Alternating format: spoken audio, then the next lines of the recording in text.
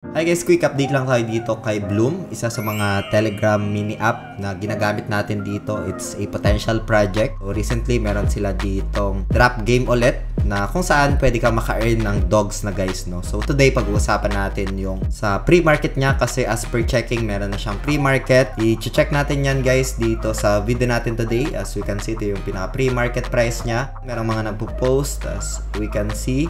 And i-check natin guys kung ano yung magiging potential or yung probability dito na presyo netong si Bloom.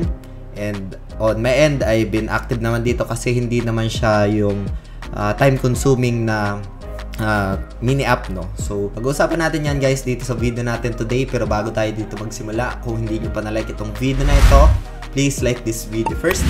Subscribe yung YouTube channel natin, turn on the bell icon para ma-notify kayo dito sa mga updates natin na ginagawa sa ating YouTube channel guys, no? So for now, punta muna tayo dito sa update, no? So as per checking nga dito guys, ayan yung price dito sa pre-market. Again, itong video natin today is just for ideas lang, no? For reference.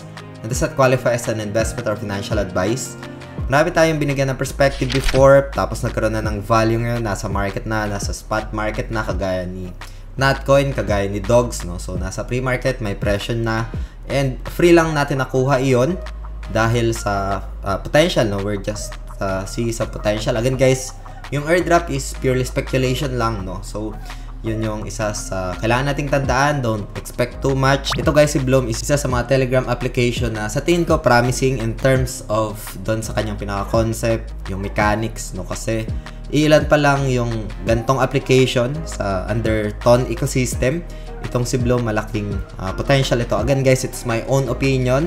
And itong kay Bloom nga guys, we can see some good or decent volume dito sa kanyang pre-market. Again, I think hindi pa naman ito official, pero isa ito sa nahanap ko na meron na siya dito pinaka-volume in terms of buy, no? Dito sa pre-market nga guys, no? As per checking, yung recent price niya is around 0.076, no? Ayan.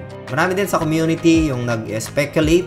As per checking dito, andito siya sa malaking exchange din na kung saan andito not listed pero meron na siyang pinaka-data at nagpapahiwatig lang na potentially, no? It's only a probability dito. Hopefully na malist siya in the future. Hindi pa naman to guaranteed guys, but we'll see. Time will tell nga guys, no? So for now, let's go back muna tayo dito.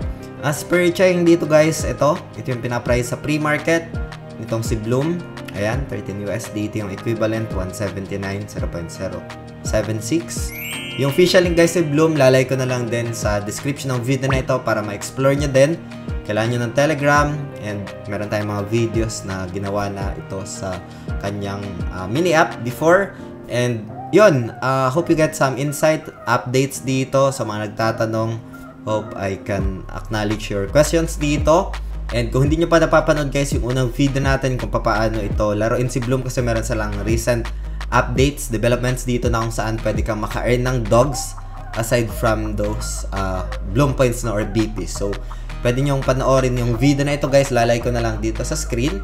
And see you sa video na yun guys. Maraming salamat ulit sa panunood. Ingat tayong lahat. Peace out. Bye for now.